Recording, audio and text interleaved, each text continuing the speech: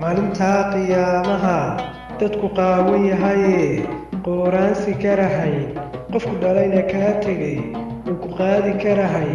meeshaad qabsanaysiyo mataqaan qiyaamaha qorshahaagu waa maxay maalintaa qiyaamaha qoraxduna dushaa sare quwad kaaga qabatee kaa quwaysa dhididkee qof dembi la qarqarayee munaafiq u qableeyee ilmaduna ka quwanayso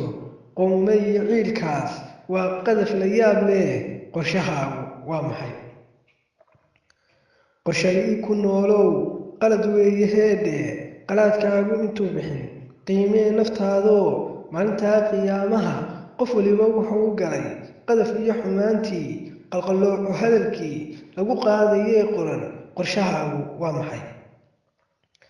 nin qur-aanka bartayow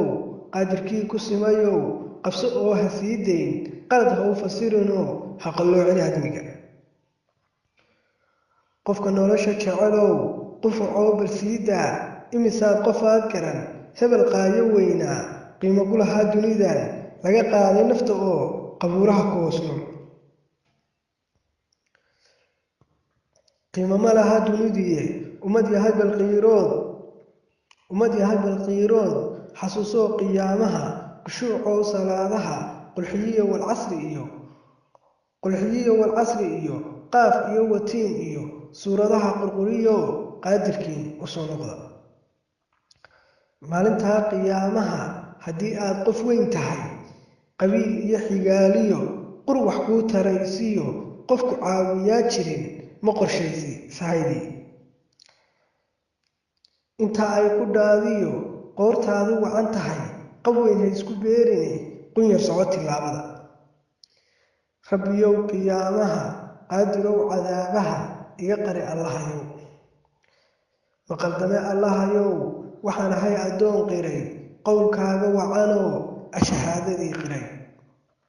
misna qararka jeexoo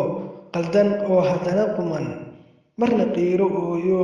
khushuucoo salaadaha qafuurow raxiimow qaadirow ha ii qaban wardi qabac ka siiyaye qaladkayga khaaska ah suugaanteenna dihan iyo dhaqankeenna doorka ma tahay mid daneeyo durbaanka u tuma haddii ay jawaabtaadu tahay haa fadlan taageer hoyga murtida iyo madadaalada ee murti bile